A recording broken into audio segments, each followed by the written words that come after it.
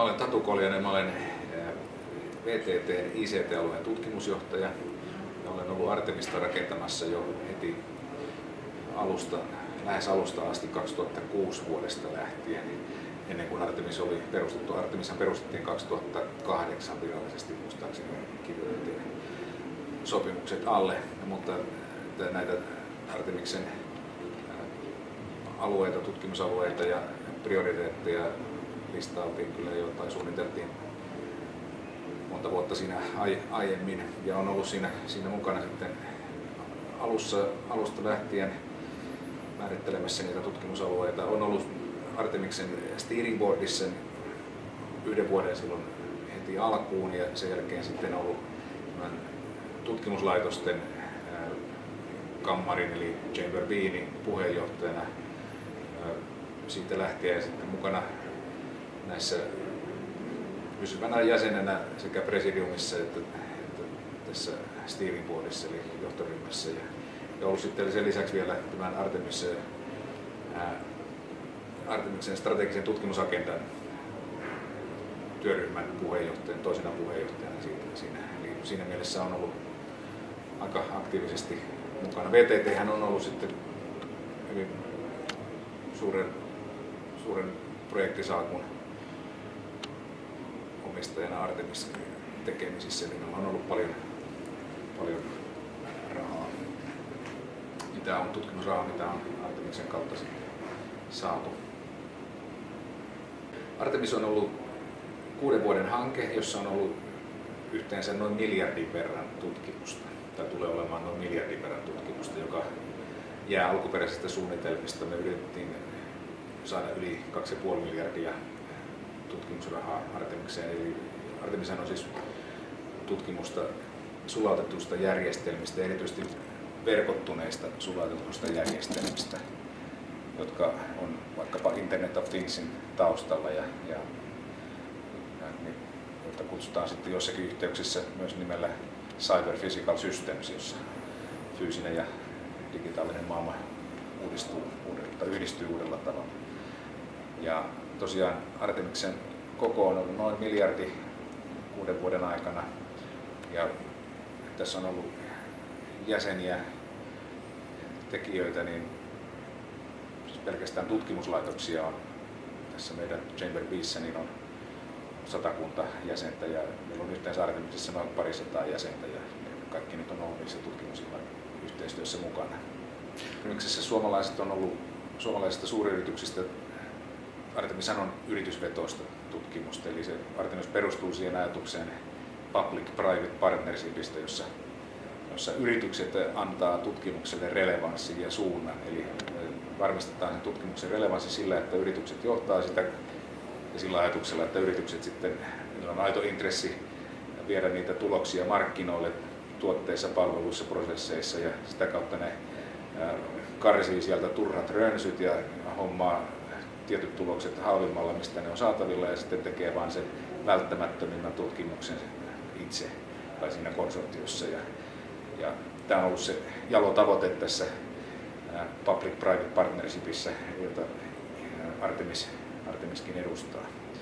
Ja suomalaisista yrityksistä täällä aktiivisia on ollut erityisesti Nokia oli alkuun founding fathereista, eli yksi näitä perustavia toimijoita ja ollut tehnyt oikeastaan ensimmäiset isot ja sinänsä onnistuneet projektit on ollut Nokian tekemiä. Nyt viimeiset vuodet on ollut sitten vähän hiljaisempaa Nokian rintamalla. Kone on ollut myös aktiivinen täällä. Ja muutamia muita yrityksiä, mutta tässä ehkä suurimmat. Nythän on niin kuin Artemis-haku ilmeisesti on taas käynnissä. Miltä se näyttää, että onko mielenkiintoa ollut Suomessa millainen? Kyllä tähänkin hakuun on, siis tästä hausta odotetaan pienempää kuin viime vuoden hausta. Joka vuosihan näitä on haettu nyt 6 vuotta. Tämä on viimeinen haku. Kokonaisvolyymiksi kuvitellaan, että siitä tulisi noin 130 miljoonaa. Ja hakuaktiviteetteja on aika lailla saman verran kuin ennenkin edellisinäkin vuosina. Nyt isoin muutos on tosiaan Artemiksessa tulossa sen suhteen, että sisar JTI, eli tämmöiseen mikroelektroniikkaan keskittyvä ENIAC ja yksi toinen teknologiaplatformi, älykkäisiin järjestelmiin keskittyvä EPOS, niin näiden kanssa Artemis on nyt yhdistymässä tämmöiseksi elektroniikan komponenttien ja systeemien yhteiseksi joint undertakingiksi, eli samantyyppinen instrumentti, mutta nyt laajemmalla scopeilla, eli siinä ei ole enää pelkästään näitä sulatettuja järjestelmiä, vaan on myös sitten mikroelektroniikkaa ja vahvemmin näitä älykkäitä järjestelmiä, joilla sitten pystytään rakentamaan vaikkapa niitä Internet of Things-tyyppisiä ratkaisuja ja sun muita. Ja tämä on siinä mielessä positiivinen uutinen, että Euroopan komissio ja eurooppalainen tutkimus näkee vielä tämän Artemix- tai JTI-tyyppisen instrumentin toimivaksi. Eli meillähän on vähän samantyyppisiä instrumentteja on ollut nämä shokit Suomen puolella ja erityisesti TIVit, jossa on sama ideologia sovelluttu, että yritykselle annetaan mahdollisuus johtaa isoa nippua tai isoa salkkua tutkimusrahoitusta, jossa on sekä julkista että yksityistä rahaa. Ja heillä on se vastuu, että se on relevanttia, josta tulee enemmän hyötyä, joka on nopeammin markkinoilla kuin ihan pelkästään tutkimuslähtökohdista lähtevä tutkimus. Mitä Suomeen on tähän mennessä saatu ja miltä näyttää, että saadaan niin tästä Artemis-hankkeessa mukana olosta? No, me ollaan saatu tietysti suoraa tutkimusrahoitusta on saatu paljon ja sitten tuloksia on saatu eri hankkeissa kohtuullisesti. Ehkä näissä samoin kuin näissä sokeissa niin on semmoinen kunnari eli home runi on vielä löytymättä, semmoinen, jossa voitaisiin sanoa selkeästi, että tässä hankkeessa tehtiin uudet säännöt toimialalle, jota nyt noudatetaan sitten kaikkien toimijoiden toimesta ja ei ole semmoista niin kuin GSM-puhelimen tai digikameran tyyppistä murroksen tarttumista tai murrosta pystytty toteuttamaan vielä, mutta että toisaalta meillä on hyviä lähtöjä, siellä on erilaisia semanttisia yhteentoimivuusratkaisuja, jotka yhdistelee kuluttaja- ja elektroniikka-domain-aluetta yhdessä kännykkäalueen kanssa, yhdessä taloautomaatiojärjestelmien kanssa, tämmöisiä, jotka on perinteisesti ollut erillisiä saarekkeita, jotka eivät ole toimineet yhteen. Ja nyt meillä on kehitty muun muassa sellaisia teknisiä ratkaisuja, jotka mahdollistavat aiemmin rakennetun investoinnin uudelleen käyttämisen tämmöisiin saamattomiin palveluihin. Ja näitä esimerkiksi tämmöistä konseptia kuin Smart M3, joka on Sofia Artemis-projektissa kehitetty, niin sitä mukava ollut kuulla, että sitä käytetään eurooppalaisessa tutkimuksessa ihan suomalaisista toimijoista riippumatta, eli siellä on sellaisia projekteja, jotka hyödyntää tätä. Ja mä odotan, että parin vuoden päästä niin voi hyvinkin olla se tilanne, että meidän kotiautomaatio tai kotijärjestelmät ja muut asiat niin toimivat yhteen niillä teknologioilla, mitä tässä Artemis-projekteissa on kehitetty.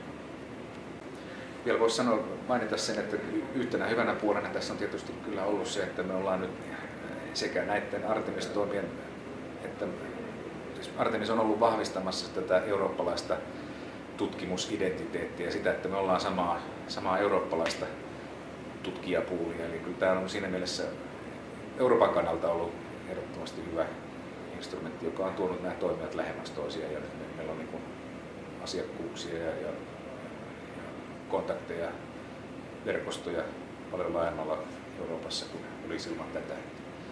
Se on yksi semmoinen sivutuote tämmöisestä isosta initiatiivista.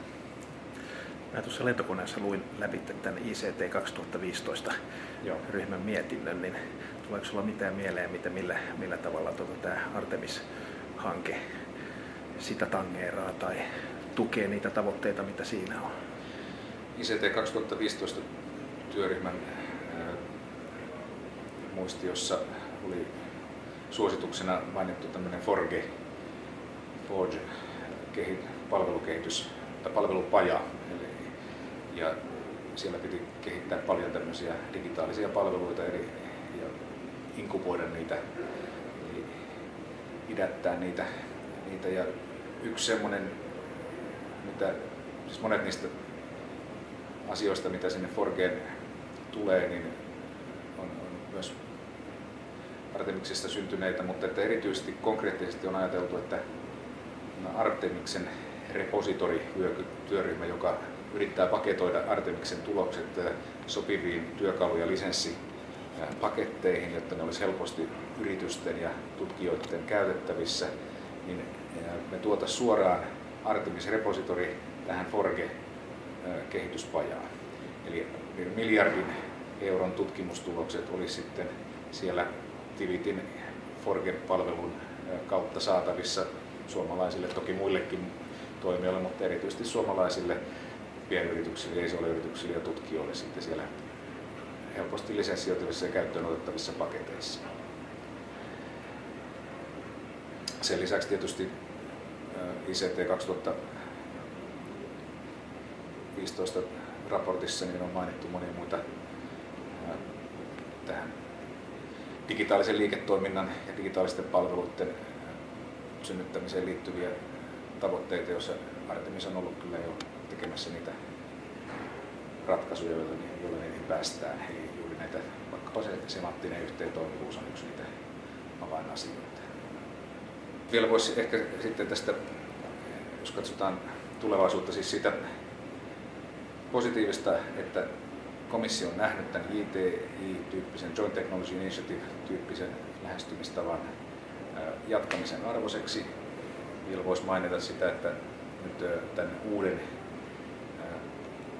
elektroniikan komponenttien systeemiin keskittyvän JU:n, joka siis yhdistää Artemiksen, ENIACin ja EPOSin, siinä meillä on nyt uusi mahdollisuus tehdä tästä JTI-konseptista niin vielä parempi. Me ollaan nyt 2 instanssissa ollaan kokeiltu, mikä toimii ja mikä ei. Ollaan nähty siellä, että esimerkiksi joissakin tapauksissa niin yritysten se vetovastuu, se johtajuus, mikä sieltä on pitänyt tulla, ei ole toteutunut ehkä niin voimakkaasti kuin se on toivottu. Ja yrittää rakentaa sellaiset systeemit, että nyt tämmöisiltä vältetään sellaiset hankkeet, jotka eivät mene sinne, minne on suunniteltu, niin pystytään lopettamaan nopeammin. Samoin päästään korjaamaan semmoisia rahoituksellisia asioita, jotka on estäneet tätä sujuvaa toimintaa. Muun muassa se, että jossakin tapauksissa niin nämä eri maiden julkiset rahoittajat eivät ole olleet pystyneet sitten allokoimiaan summia loppujen lopuksi maksamaan, ja siellä on sitten tullut tämän tyyppisiä esteitä, minkä takia ei ole päästy niihin budjetteihin, mitä on tavoiteltu. Eli jotkut maat ei ole sitten yksinkertaisesti sitä omaa osuuttaan sitten maksaneet siellä ja sitten partnereita tipahtanut pois. Näitä yritetään nyt korjata siinä ja ottaa opiksi, mitä on tehty näissä kummassakin, missä ne mitä on toinen IT on onnistunut ja toinen ehkä epäonnistunut, niin otetaan parhaat käytännöt käyttöön ja saadaan tästä toimivampi investointi. Missä vaiheessa, mikä on se seuraava muoto, mitä kautta varmistetaan tutkimuksen relevanssi? Siis osassa tutkimuksestahan sitä ei tarvitse varmistaa sitä relevanssia. Se, että tehdään Blue Sky, Curiosity, uteliaisuustutkimusta, niin se on arvo sinänsä. Sitten kun mennään tähän, että yritetään saada mahdollisimman paljon impaktia, niin miten varmistetaan se relevanssi? Se kaikissa tapauksissa Artemiksessa niin se yritykset eivät ole sitä pystyneet tuomaan, joissakin tapauksissa paremmin, joissa ei kaikissa tapauksissa. Mikä olisi se seuraava konsepti, jolla olisi public-private partnershipin jälkeen, jolla varmistettaisiin se, että meillä mahdollisimman paljon tulee hyvää tulosta. Jos katsotaan suomalaisia tuotteita ja palveluita, niin kaikissa menestyneissä tuotteissa ja palveluissa on jotenkin Tekesin rahaa mukana. Jos katsotaan Eurooppa-tasolla, kuinka monessa on menestyneissä tuotteissa ja palveluissa on EU-rahaa mukana. Pitäisikö sen olla isompi? Se on tällä hetkellä melko pieni, että pitäisikö sen olla isompi ja miten sen saisi isommaksi sen